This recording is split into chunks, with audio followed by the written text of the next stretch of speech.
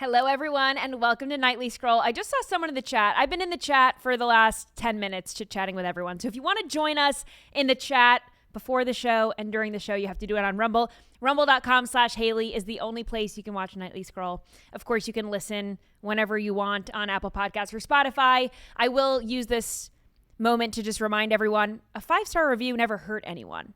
It can only help. So if you have nice things to say, you should go over and leave a 5-star review on those platforms. It would help me. And of course, if you're watching on Rumble right now, just thumbs up. I love a thumbs up. But someone in the chat just said, Haley, I just followed you again on TikTok. What does that mean? Did you unfollow me and you have to follow me again? So if you, I don't know who that was in the chat, but let me know. If you want to follow me on TikTok, you got to do it. I'm at Haley Carania on all platforms. There's my socials right there. So at Haley Carania on all the socials that matter. Not Facebook, not Truth Social, but not Threads, but I'm on Truth Social, Instagram, TikTok, and X, of course. So anyway, I have to start off the show with my Princess Bride review because all of you wanted me to watch The Princess Bride. You were just shocked. You were gobsmacked that I had never seen it, although it came out many years before I was born. But I did give it a shot. I watched it on Friday night, I believe it was. I watched it on Friday night. And I don't want you guys to get mad at me, but it was a good movie. I will say it is a good movie. It is a cute, feel-good movie. I didn't find it that funny. Am I supposed to find it like slap my thigh funny? Yeah, I mean it's pretty funny. Really? I would think that it's pretty funny. It's cute. I would say the word that describes that movie is enchanting. It's just an overall feel-good. Yeah, it's cute. Yeah. It's cute, it's feel good, and everyone is quoting the movie in the chat. I don't know. Maybe I need to watch it again. I don't know if I find it that quotable. I guess it is. Inconceivable. I could see that being a quotable moment. Yeah. But some of the other ones that people were tweeting at me, I just didn't really really get it. My name is blah, blah, yeah. Yeah, okay. Justin's very familiar with this movie. I grew up with this movie. Justin's quoting it. I can't, yeah, so I'm a little like, it's not like a letdown, I'm glad you watched it, but like, I figured that it would be a little, you would crack up at it maybe a little more. I didn't crack up at it. I liked it a lot. I would give it an 8 out of 10. I would give it an 8 out of 10.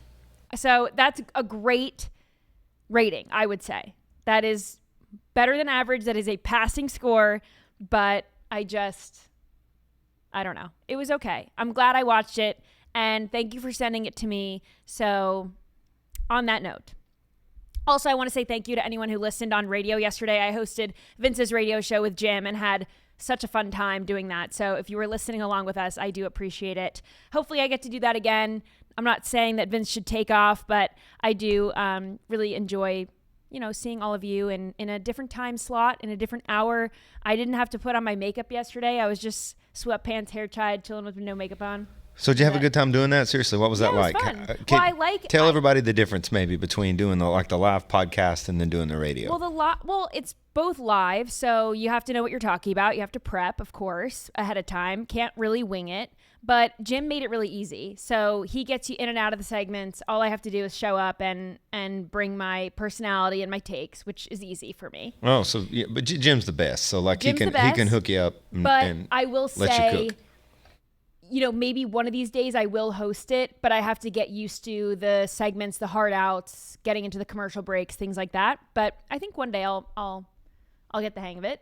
Yeah, that seems like it's way different. So yeah, it was good. Pretty cool. Alrighty, we should get into today's show. President Trump wants to clean up these dirty and dangerous deep blue cities, and of course the left is fighting him at every turn.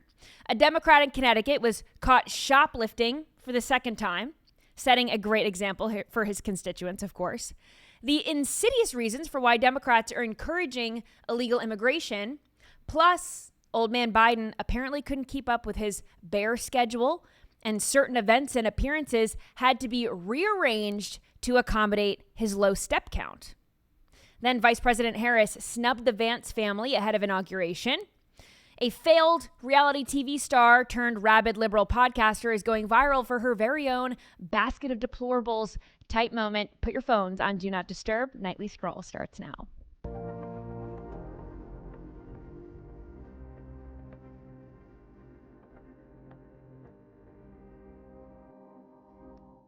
All right, the National Guard is on the ground in D.C. today as part of President Trump's push to clean up these Democrat-run cities. And he's starting close to home, of course, because as the president, he can take control of D.C. There are certain things that President Trump can do in other blue cities, but he won't have as much control over them as he does D.C.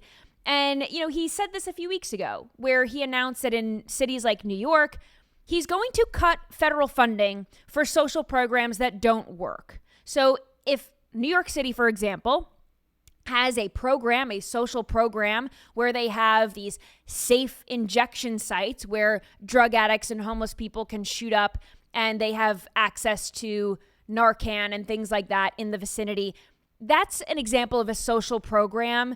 I'm not saying it's completely useless because it's better that these people are not overdosing, but this is not making the city great again. So that's an example of a social program that, in my opinion, does not work. So if President Trump gets the feeling like these taxpayer-funded social programs aren't helping these cities be great again, well, he's not going to provide that federal funding. I am there for it. As someone who lived in New York City and I lived through the Mayor de Blasio decriminalizing public urination and all this stuff, I can tell you I'm all for it. If President Trump wants to pull funding for stuff that doesn't work, that makes a ton of sense to me. So in D.C., Attorney General Pam Bondi is now in control of the Metropolitan Police Department, and 800 National Guardsmen have been deployed to help fight crime. However, Metropolitan Police Chief Pamela Smith was a little confused. Listen to this. Tell us what the chain of command is now. What does that mean? Well, is it Pam Bondi speaking to the mayor, speaking to you, or how does this work? So the executive order is clear. The president has requested MPD services, and our home rule charter outlines the process. The president designated Attorney General Bondi as his proxy to request services through me. So Police Chief Pamela Smith could not answer the question, what's the chain of command? She said, what's that? Not, let me check. Like, she was asking, what does that mean? What does chain of command mean? It's that bad? That's bad. I have very little faith. I mean, are you proud of this? If you were living in D.C. and this is your police chief, are you proud? Because she's been touted as the first black police chief in D.C. I would not be proud. I would be a little concerned if this was the police chief. What is the chain of command? Not only does she not know the answer, doesn't know what that means. What does that mean? That's concerning. Before becoming the first black police chief, she was the former U.S. Park Police Chief, and then she was hired by the Metropolitan Police Department as their new chief equity officer. So now this is all starting to make sense. Maybe she didn't get the job because she was supposed to get the job. Maybe she got the job because she was checking a box.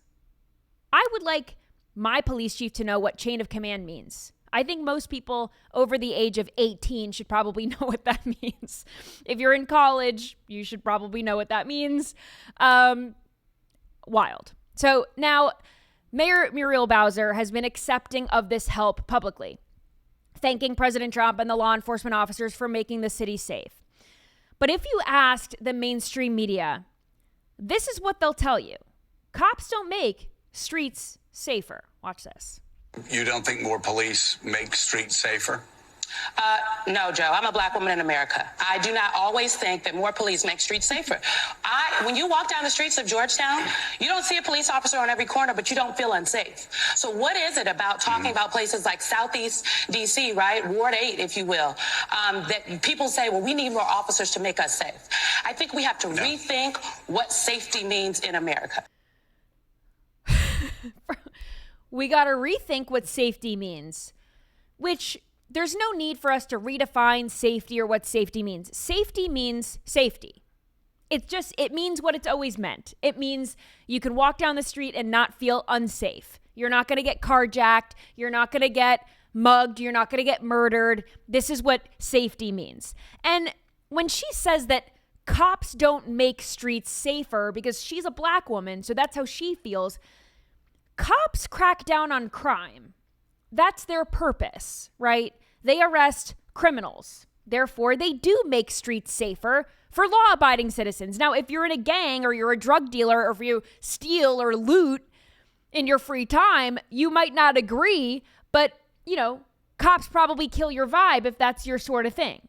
If you're running amok in the streets, you're doing hood rat shit with your friends, as the kids say, you probably don't like cops. You don't want cops on the sidewalk. You don't want cops on every street corner. If a cop stops you and you fight with the cop because you have a lack of respect for authority, you might have a bad interaction with a police officer, but that is not the norm. If you are a law-abiding citizen, having more police on the streets should be welcome. This should be bipartisan. Left, right, center. Who doesn't want to feel more safe?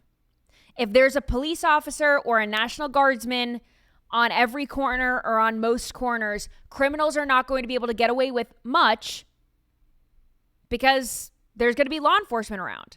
But the left likes to push these statistics that show that homicide numbers and violent crime numbers are down in D.C. Apparently, it is a 30-year record low for homicide rates and violent crime. It spiked in 2023, but now we're at these levels, lower levels. There are a few problems with these statistics and this narrative, though, because people don't feel safe. Here is ABC anchor Kyra Phillips sharing her firsthand experiences as well as her coworkers' experiences with crime in downtown D.C. Watch.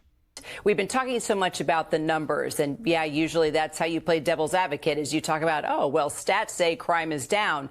However, I can tell you firsthand here in downtown D.C. where we work, right here around our bureau, just in the past 6 months, there were 2 people shot. 1 person died, literally 2 blocks down here from the bureau.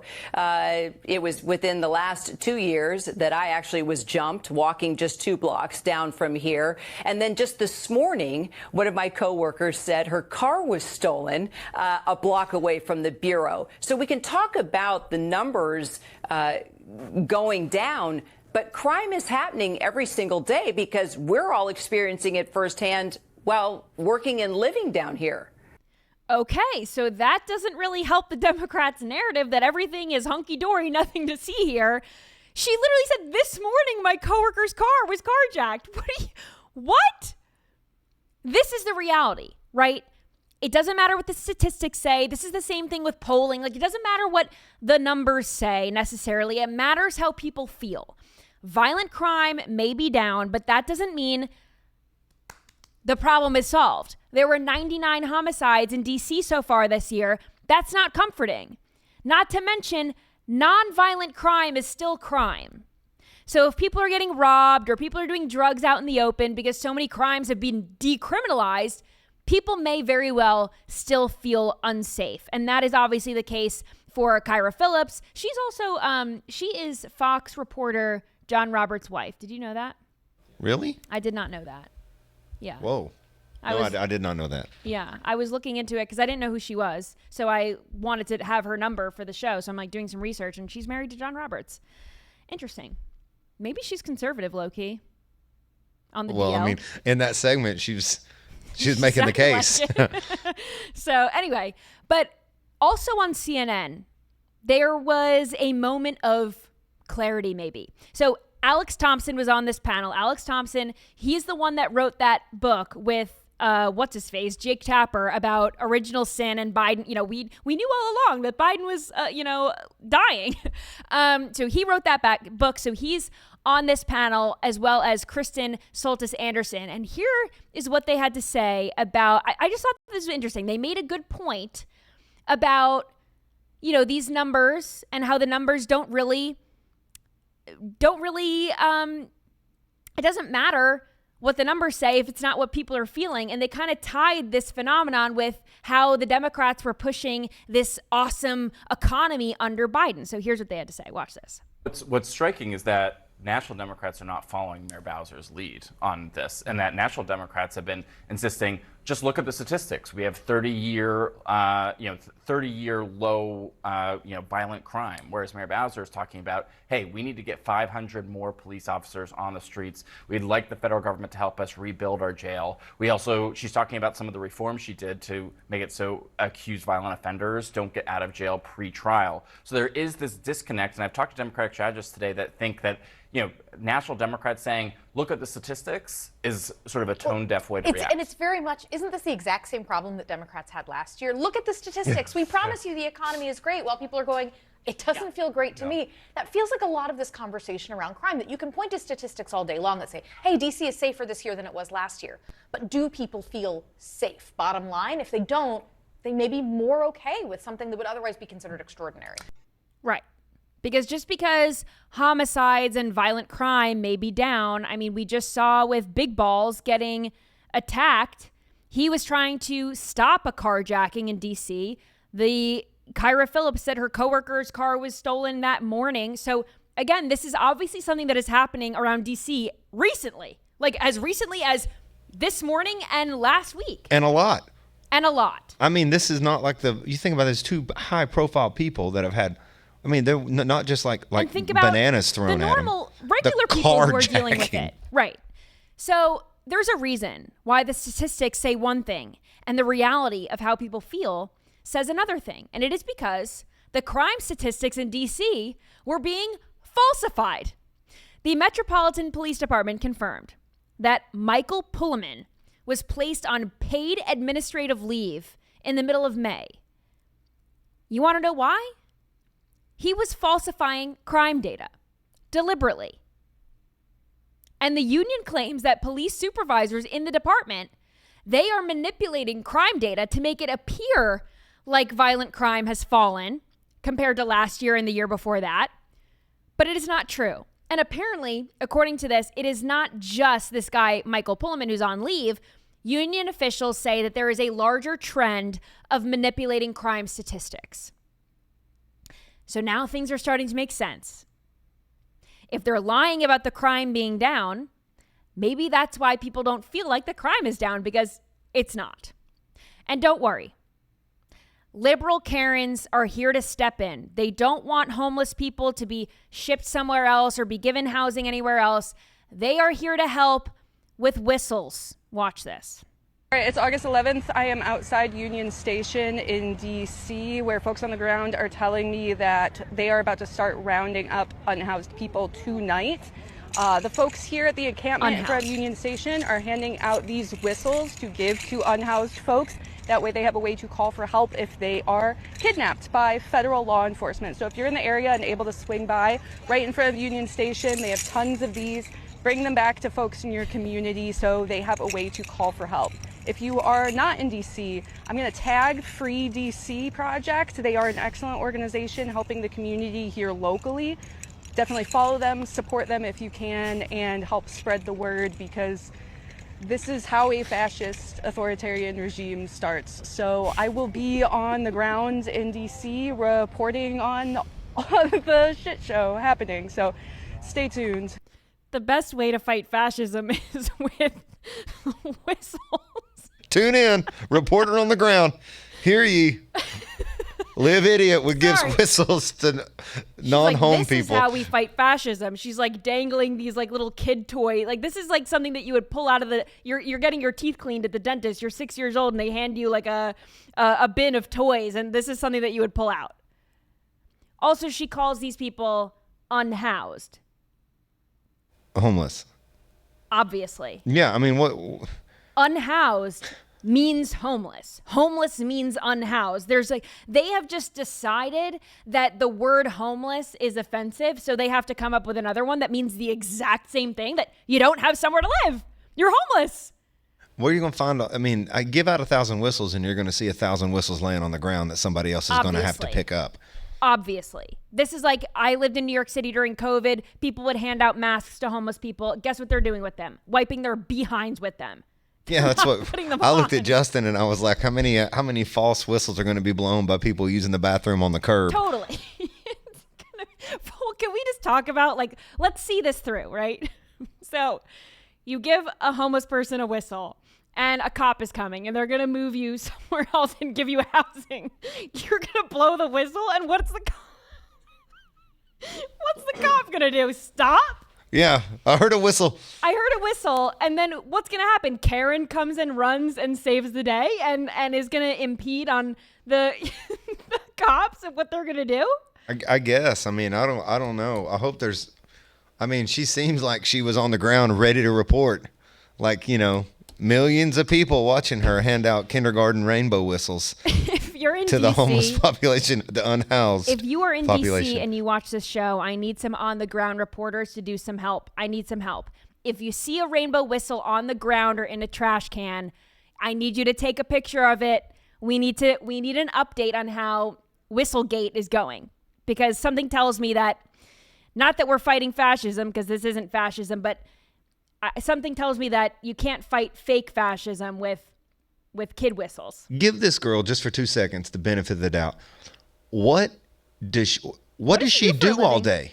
Great question. So she's sitting at home and let's say she's working hard. She has an online job at home. She's doing stuff online, and then she gets done with her home office job, and she's like, you know what, I'm gonna make a difference. So people can see you. And so she goes to Party World. Join the show. Put yourself on camera so people can see you. So she goes. Thank you. So she goes to. Thank you for permission to do that. I appreciate it. Everybody was just sometimes wondering. you forget, and people are like, "Who's talking?" It's just this like voice of God.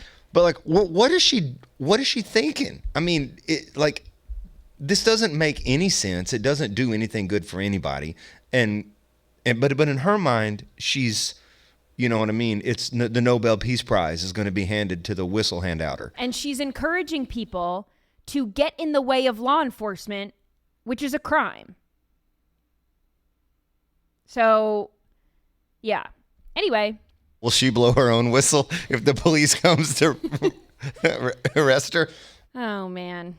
It's just, someone said, I work in DC. I will keep my eye out for whistles. Thank you, chat. We're gonna keep on Whistlegate. We're gonna keep our ear to the ground and see what we can hear. I'm gonna take a quick break to tell you about our sponsors for tonight's show. First up is the Wellness Company. If you took the COVID-19 vaccine, you're not alone. Are you feeling off after the COVID-19 vaccine? Because new research backs that up. In a groundbreaking study, Risk Stratification for Future Cardiac Arrest After the Jab, Dr. Peter McCullough examines what he calls an alarming rise in sudden cardiac events among young and previously healthy individuals. His study found that tiny, hidden patches of heart inflammation, often missed by doctors, could silently be building up, leading to sudden heart attacks during exercise or even sleep. That is why the Wellness Company created the 3-in-1 Ultimate Spike Detox, crafted with 100% natural ingredients specifically designed to help your body clear those harmful spike proteins, reduce inflammation, and support heart health. Do not wait until symptoms strike. Experience the only formula approved and used by Dr. Peter McCullough, a top freedom-fighting doctor who risked it all. Head to twc.health/scroll and use code SCROLL for 10% off plus free shipping. Get back to that pre-COVID feeling. And these statements and products have not been evaluated by the Food and Drug Administration. These products are not intended to diagnose, treat, cure, or prevent any disease or condition. I also want to tell you about Blackout. You all know I start my day with Blackout coffee, and you should too. I'm a huge fan of them. And if you are like me, you start your day with caffeine. You need that fast caffeine fix in the morning. And they have coffee pods that are a total game changer. These are not your average grocery store pods. Blackout's pods are packed with fresh roasted, bold coffee made right here in Florida. They work with single serve pod brewers, so it is fast, it is easy, and it is actually delicious. I love it. I can smell this from here. This is closed, and I can smell it from here. Their flavors are incredible. I love the cinnamon one. I've tried the banana Foster one. I love everything that they have. It is not bitter. It is not stale. It is not junk. It is good. So just pop one in, and boom, you have a strong, smooth cup of coffee in just seconds. So whether you're racing out the door, juggling kids, or jumping into back-to-back calls, this is your new morning lifesaver. And the best part is they ship nationwide, so no matter where you live, you can have Florida fresh coffee at your door in just days. Head to blackoutcoffee.com/scroll and use code SCROLL at checkout for 20% off your first order. All right, we have to talk about this Democrat because, we're on the topic of Democrats and crime. And for some reason, they just don't, I don't know. They don't want to fix crime. And maybe this is why. Maybe they're living a life of crime. And this is why. So this is a Connecticut Democrat. He has been busted twice for shoplifting at the same Target. The same Target. So he's a state representative in Connecticut. He's a Democrat. And this is State Rep Raghib Ali Brennan.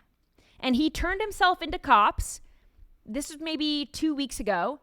And he was previously arrested in June. So first, he failed to scan $26.69 worth of merchandise at Target. Then the second time, it was about like $50. Let's see, $54.55. So he was released at first on a promise to appear in court.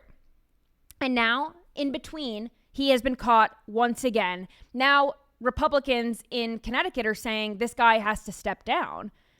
Because how can you be a representative of your community? How can you represent your district and be a shoplifter and a criminal? $20-something. Just pay $20. Just pay $30, and if you can't pay it, then you can't own it. Yeah, don't buy it. Don't buy it if you can't pay for it. I just don't understand. Someone in the chat said, so he's a kleptomaniac. What's his guy's name? It's Raghib Ali Brennan. That's his name.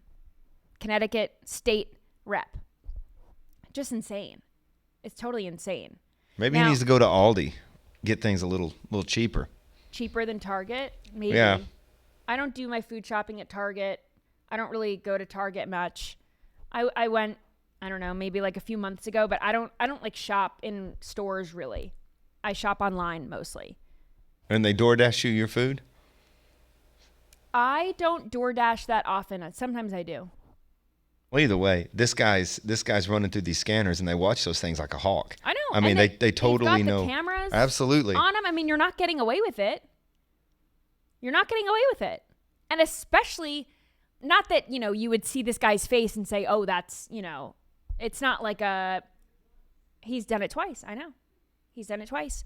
But this isn't someone that you would see and you would recognize like a federal, on the federal level. Like you're not going to, someone on. Yeah, he's probably a municipal representative and not necessarily representing. He's a state representative. So yeah, he's a state representative. He's not in DC. Okay. So he's more local. Yeah. So maybe people wouldn't recognize him, but still. I don't know. I don't get it. 2 times. I mean, you shouldn't steal, but especially not if you're a representative of the community and you're in politics and you're a public figure of some sorts. It's just insane. Totally insane. Now, let's talk about Omar Fateh. Omar Fateh is like the Zohran Mamdani in Minneapolis. They are these progressive socialist candidates, and Omar Fateh has now said that he is campaigning on shielding illegal immigrants from the government. A hostile federal government. That's what he is saying. So he is running on this. He is running on illegal immigration. Like this is one of his top campaign issues, which is crazy because these people cannot vote. So what Omar Fateh is doing is pandering to these woke liberal, probably white Karens who care about the issue of illegal immigration. But I mean, you're not getting illegal immigrants to vote. So again, he's just doing this to pander to the Democrat Party. But this is more sinister because the Democrat Party is planning something much bigger. And we all know this.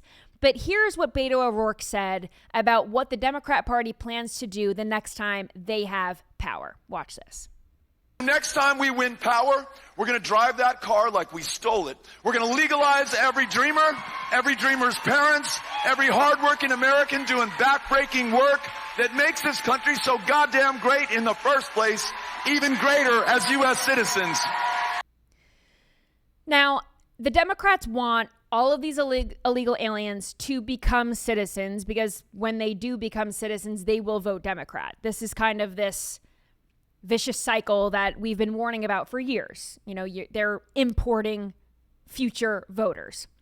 And listen, I want all immigrants to be legal. Most Republicans would agree with me. We want everyone who is here to be a legal citizen. So this is why the Trump administration is doing what they're doing. They're implementing the self-deportation policy, because if you came here under the guise of, you know, you can just come here and mooch off of us forever because the Biden administration told you to, that's not working anymore. So they have implemented the self-deportation policy that says, if you're here illegally, you can use this CBP Home app, you can go home, wherever home is, and then you can come and apply and do it the right way. If we catch you, if you stay and you do not self-deport, you are leaving. You are, until, you know, someone like Beto O'Rourke or whoever the next Democrat is who's going to be in power will say, you know, they'll just undo whatever the Trump administration did. But Democrats want every illegal in this country to stay, because in the event of some mass amnesty situation, they will win. And we'll never win another election ever again. So this is why we cannot move an inch on this issue. There will be no mass amnesty. I don't want to hear this from Republicans. No. If you came here illegally, go back to the end of the line and try again the right way. A lot of people come here for 20 years, and for whatever reason, in the decades that they were here, they just don't attempt to become a citizen. If you want to come here and live out the American dream, by all means, do it the right way, the legal way, and we will welcome you with open arms. Do it the wrong way, and I don't think we should be rewarding that behavior with citizenship. Even if the Biden administration told you it was okay, it is not. This should not be rewarded. I do think that the process should be streamlined, but that doesn't mean cutting corners on vetting. If people want to come here, start a business, start a family, have a better life, they should be granted citizenship so long as they follow the law. If you skip a hearing or you don't update your visas or your paperwork or whatever, you are subject to deportation, and I no longer have sympathy for you. Now, sympathy and catch and release type policies is what leads to situations like this. So ICE has just nabbed a child sexual predator because Rhode Island local authorities let him go. This was earlier last month, and the Portsmouth Police Department arrested this guy, a Guatemalan national, who is charged with felony sex crimes against a Rhode Island minor. Right. And he was arrested by local authorities and then let go the same day. The same day. So then ICE had to pick up the slack and get rid of this guy and take him off the streets. It's totally insane that ICE has to do the job that local law enforcement should be doing. And it's not like they didn't catch the guy. They had him and they released him back into the wild. And I say that because child sexual abusers are animals, monsters. So the fact that Rhode Island authorities caught him, it is unconscionable that they can catch him for these crimes. Patronizing a minor for commercial sexual activity, indecent solicitation of a child, and procurement of sexual conduct for a fee. You're telling me that Rhode Island authorities caught this guy and they said, same day, have at it? If I was living in Portsmouth, I'd be a little concerned about who else was in the area that might have been caught, and then go on your merry way. Just keep assaulting children, no problem. And he shouldn't even been here anyway. Imagine being the parent of that child. And this is an illegal alien that should never have gotten here. And according to ICE, this guy entered the U.S. as a gotaway. They don't know when. They don't know where.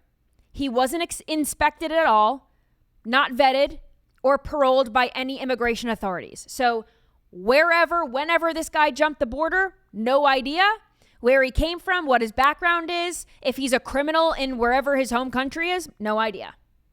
So that's Democrat policies for you. That's sanctuary city policies for you. Not for me. I'm glad I live in Florida. I'm just going to say that. So speaking of stealing and all these crimes that we're talking about, there's a theme to tonight's show, and it's criminals. But the IRS, I have an update, which is actually, it's a good update, because the Biden administration, do you remember they had these 80,000 new IRS agents? They wanted to just police everybody, and they wanted to police our Venmo transactions and our PayPal transactions. Anything over $600, they wanted to be reported to the IRS as a 1099. Now, this is the good news, because that was supposed to go into effect. They were kind of soft launching it and slow rolling it, the Biden administration, but it was going to go into full effect in 2026. Now, the One Big Beautiful Bill undoes that completely. So now we don't need to worry about the IRS policing our Venmo transactions or our PayPal transaction, these small purchases and things like that. Anything under $600, don't have to worry about it. Now they're returning, in this One Big Beautiful Bill, returning to $20,000. That is the new threshold. That was the threshold, and now we're returning to it. If you're making a transaction of $20,000 or more, then you have to report it to the IRS. That makes sense to me. This was That's huge. reasonable. This was huge in like the music business. It's the fact that was a huge deal, because most of these, like, pay to do a session, it costs $125. You get it the same day. Right. Nobody wants to write a check or do anything like that. So it's just totally Venmo'd or totally, like, PayPal'd. And so that was the most annoying thing when they did this, because everybody had to claim, you're going to get paid more than $600. You're a session person, but not 20. And then if you're taxed on it, you're not making that much. So if you're a freelance employee, a business owner, let's say you're a babysitter, let's say you clean houses, think anything that you would just Venmo someone for. Oh, thanks for doing this for me. Handyman, things like that. This is way better. And obviously we know all of these other amazing things in the One Big Beautiful Bill that help freelancers and people who make tips, like waiters and waitresses. No tax on tips, no tax on overtime. This is going to be a huge win for freelancers, for people who make tips. This is wonderful. So I am personally very excited about this. And another thing, so I was reading this article about it, and under the Biden administration's thing, like, if you said thank you in your Venmo, like, you can Venmo someone and leave a memo for it so people know what it's for. And if you said thank you for your service, it would, like, flag the IRS, and they would say, oh, this is a service.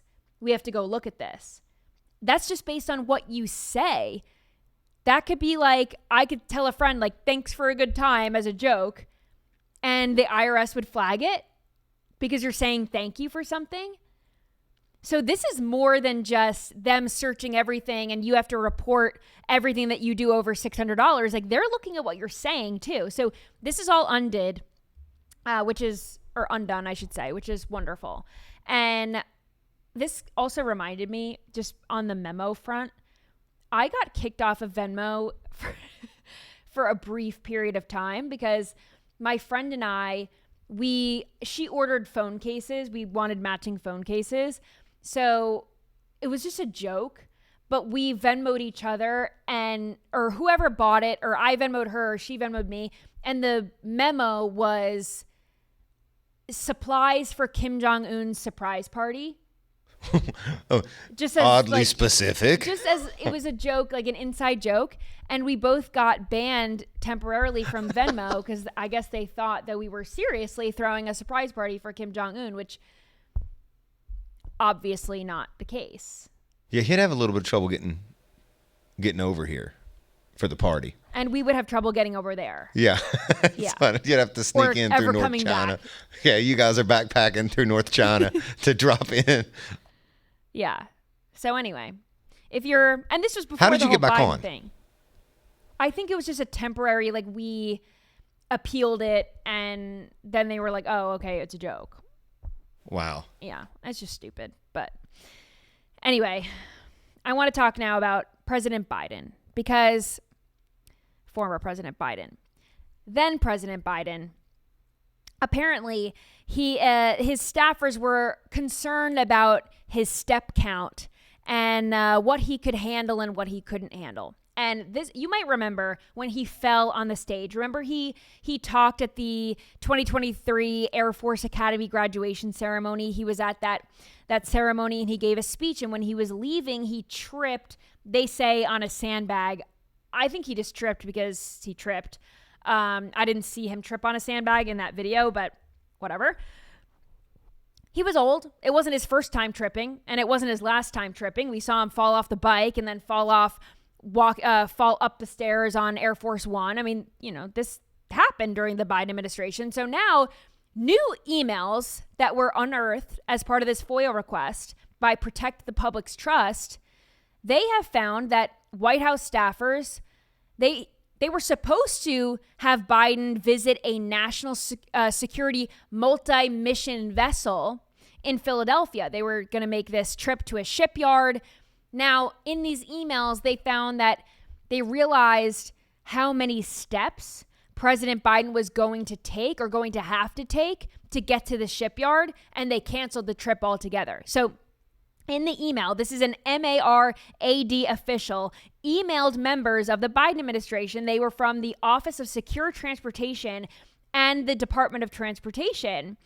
And they said no visit to the NSMV vessel is planned after the White House realized how many steps were going to be involved to get on the ship.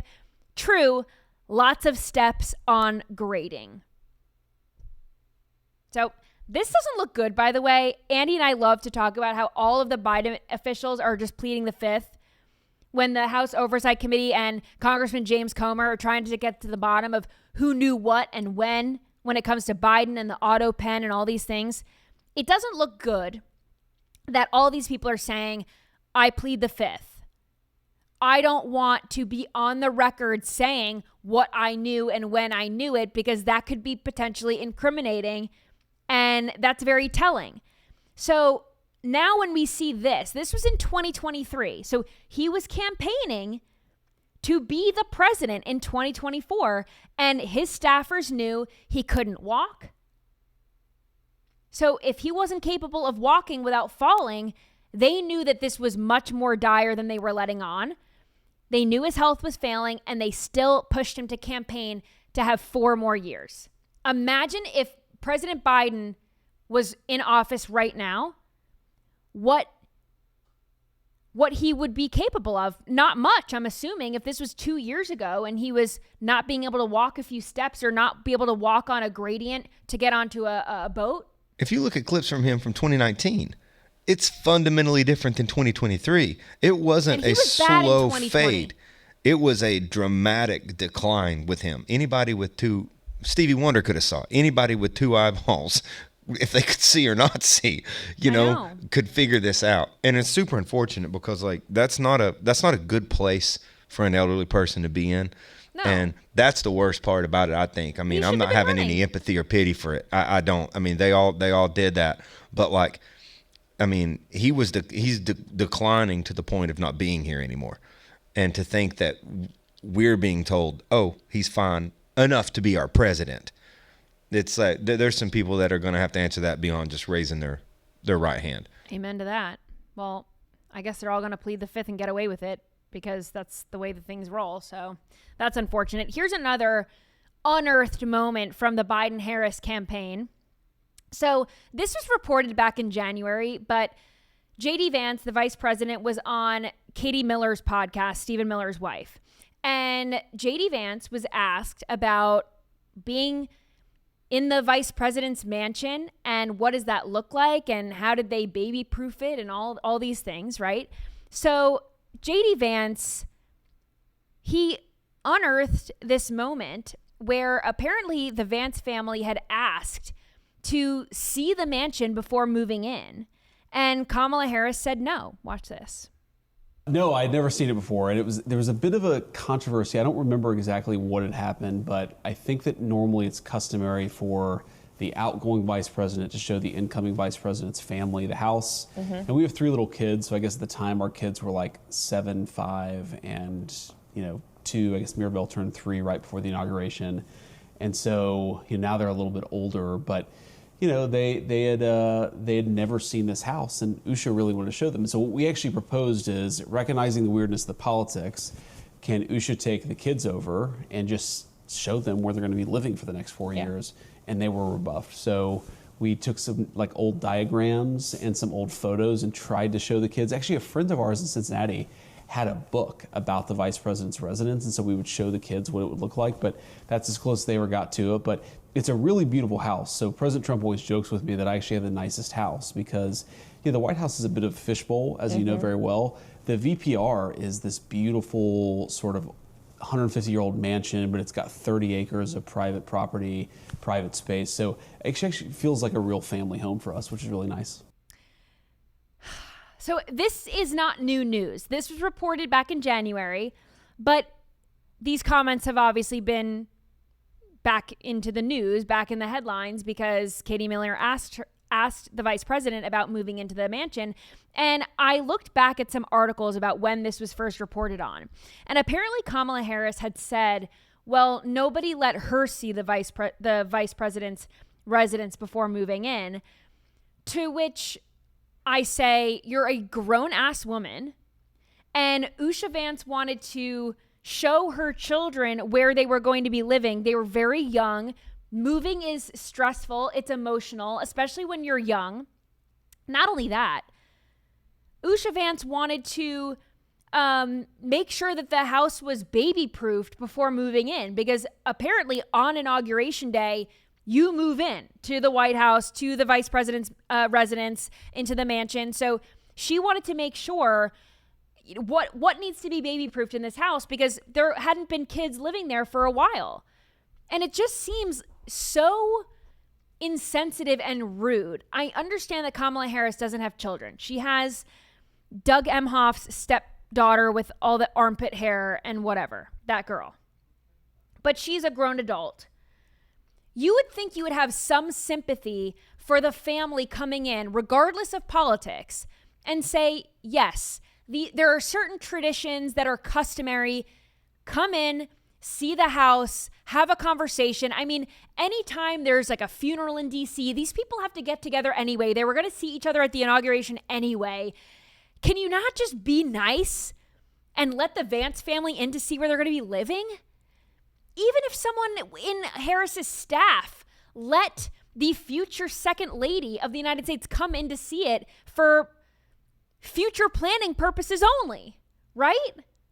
The alternative, as JD said, was, can you imagine him rolling out a schematic on the dinner table and saying, hey kids, this little blue square is your room. I mean, that's so really rude. Petty. It's very petty. It's very rude. I don't expect anything from Kamala Harris, but you would think that this would be the common, decent thing to do. And she couldn't do that. So that's very telling about her character, I would say. Liberal, childless women. Just horrible. Nasty. Nasty women. Should we get into some scrolling time? Yeah, let's do it.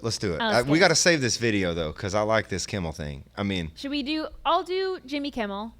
Save the charts for tomorrow, maybe. Okay.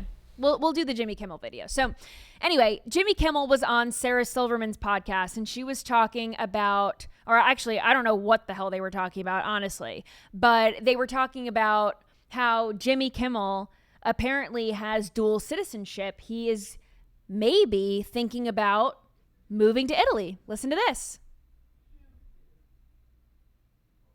A lot of people I know are thinking about where they can get citizenship and I do have Italian. I did get Italian citizenship. You do? I do. That's amazing. Yeah, I do have that. And what's going on is as bad as you thought it was going to be. Way worse. It's so much worse. It's just unbelievable. Like, I feel like it's probably even worse than he would like it to be. Probably, yeah. Yeah. I mean, I do every once in a while I'll Google Trump regrets or MAGA regrets just to see all the people that I'm not happy that they're upset and but it makes me hope that maybe this will bring people together. The chat is saying, bye-bye, move, bye, Kimmel. So the chat is totally okay with Jimmy Kimmel moving to Italy. Now, to escape Trump? To escape his policies? Because I would say, Jimmy Kimmel, you should look up who the Prime Minister of Italy is, because she's more far right than Trump. She makes Trump look like a Democrat. So if you're moving to Italy to escape Trump, you are in for a rude awakening, because it is a predominantly Catholic nation. And guess what? Catholics, they don't do abortion. They don't stand for that. And Giorgia Meloni, the prime minister, is Catholic. She is pro-life. She is anti-gay marriage. She doesn't think that gay people should adopt. She believes in strong borders. So Jimmy Kimmel, by all means, if this is your utopia, have at it. Because I think a lot of these liberals, they think that they have it so bad here. They think they've convinced themselves, they say it over and over again until they believe it, that Trump is racist, he's homophobic, he's all these things.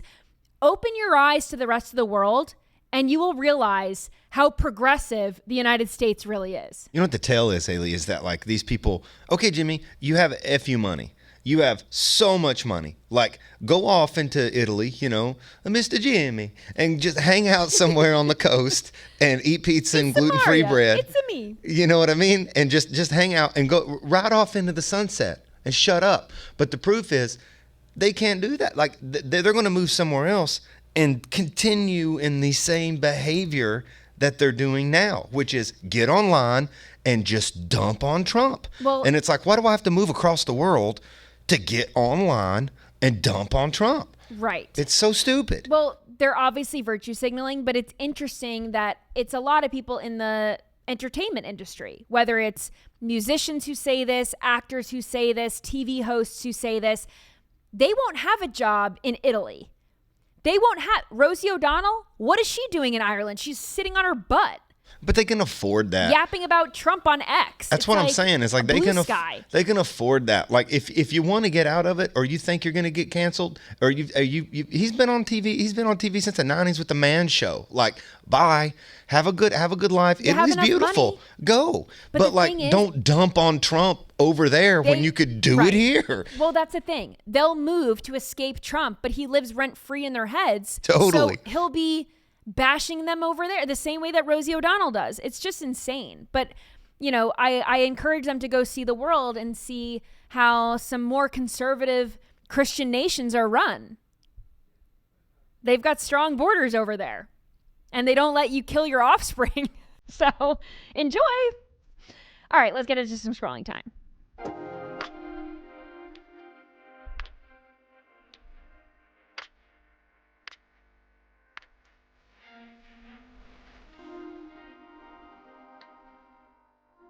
You should have seen us jamming in here before the show started.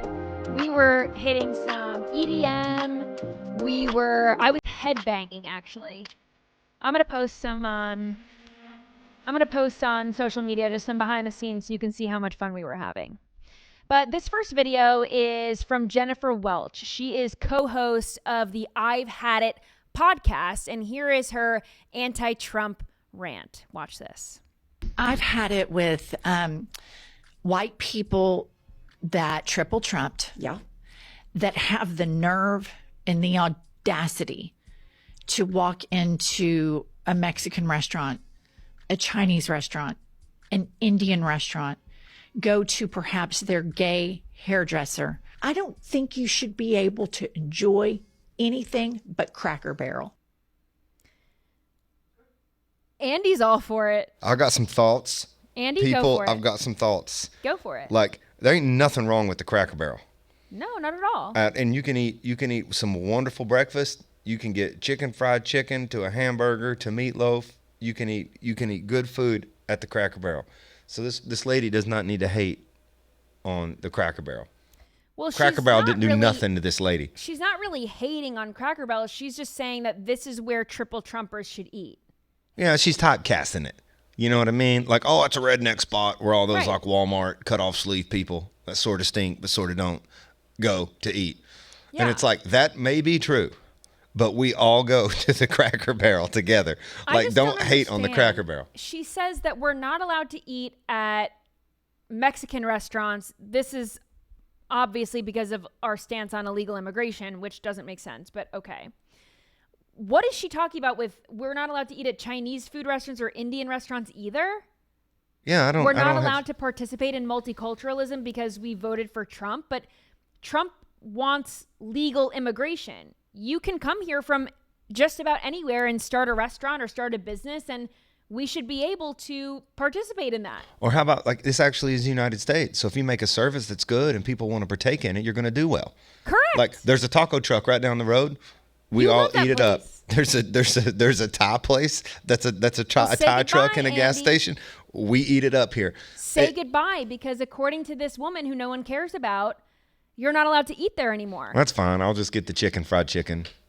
You'll just live on some Cracker Barrel and be totally fine. I also, I've seen, because a lot of people are covering this clip, and I've seen headlines and tweets calling this woman a Bravo star. First of all, we have to stop calling her a Bravo star. I had no idea she was ever on Bravo. I knew she was a podcast host, and they used to just be very funny. The show, their podcast was just, they would talk about whatever. It was just two friends. They'd shoot the shit. I had no idea they were celebrities of any kind or on reality shows. Had no idea. And they were just funny. And then they started getting very, very political and very anti-Trump. So they just became annoying. So they kind of just like fell off of my radar. But I Googled who she was. And apparently she was on one season of a reality show about being a rich housewife in Oklahoma. So first of all, one season, it got canceled because no one cares about this woman. And just imagine, I mean, we have so many successful reality shows about rich people and housewives, rich housewives. The fact that they wanted to highlight this woman, I mean, clearly it didn't do very well. And there's also something to be said about the hypocrisy of these rich, white, liberal ladies. Like, she is the worst of the worst. It's people who make money and they take, they benefit from all of the tax loopholes and all this stuff. And then they want everyone else to vote Democrat, to like feel good. This woman is miserable. Miserable. I mean, obviously miserable. Leave Cracker Barrel alone, Jennifer. Leave us alone. Leave us alone. Here's another video of a woke, miserable liberal. Watch this. Your friends who are not online have no idea how bad things have gotten. They don't have the mental bandwidth to actually understand the fact that our country is descending into authoritarianism. And the people who have recognized that it is are seen as annoying, and because they've been saying it all along, so no one's listening to them. And so your friends who are living their lives, trying to enjoy the summer, trying to just live their best lives, have no idea what's going on in LA. They have no idea that yesterday Trump federalized the National Guard and deployed troops on the streets of DC. People have no idea even about the ICE raids unless they're happening in their own communities.